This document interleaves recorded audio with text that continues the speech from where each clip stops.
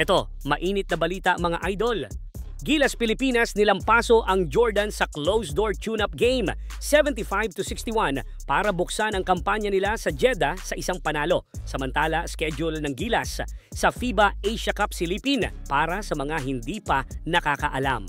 At sa mga gustong manood ng FIBA Asia Cup live sa kanilang mga cellphone at smart TV, namimigay tayo mga idol ng free streaming link. Sa mga maswerteng subscriber natin, all you have to do is subscribe lang dito sa aking channel at paki-like na din ang ating FB page and then comment Laban Pilipinas sa ating comment section. Pero bago yan, like and subscribe lang mga idol para sa latest basketball news and highlights. Gilas Pilipinas showed its readiness for battle matapos talunin ang Jordan national team 75-61 sa isang closed-door tune-up game kanina bilang huling paghahanda nila sa nalalapit na FIBA Asia Cup 2025 sa Jeddah, Saudi Arabia. Low scoring man ang laban, hindi ito naging hadlang para sa Nationals na kontrolin ang laro mula simula hanggang dulo. Sa halftime pa lang ay may 40-29 lead na agad ang Gilas bago tuluyang sinelyuhan ang panalo sa huling yugto ng laro.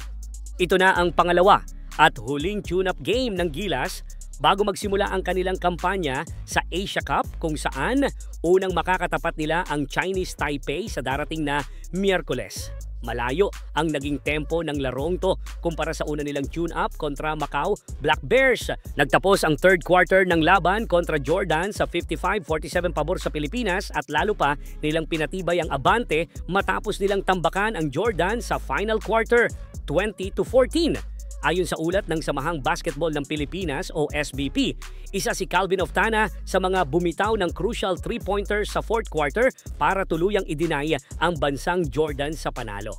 Si Oftana ay kasama pa rin sa biyahe papuntang Jeddah kahit na may iniindang injuries sa parehong ankles na nakuha niya noong PBA Philippine Cup playoffs at finals, pero ayon sa Gilas wingman ay ipapagpag lang daw niya yan para makatulong sa ating national team.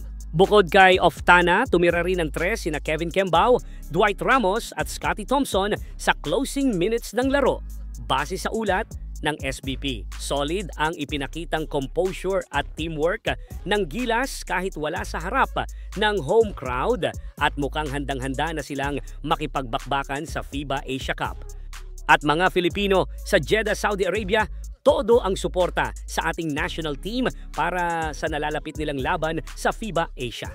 Sa post nga ni Coach Sean Chambers sa kanyang IG, makikita ang dagsa ng mga Filipino sa Jeddah, lalo na ang mga batang players, para makita nga ang ating national team at para na din magbigay suporta dahil sa Miyerkules na ang laban ng Gilas kontra sa Chinese Taipei sa kanilang unang game. Patunay lang yan na kahit sa court pa naglalaro ang Gilas, sa atin pa rin ang best crowd sa FIBA kahit mapa Asia man yan o World Cup. Para sa latest Gilas updates sa FIBA Asia Cup, tutok dito sa aking channel.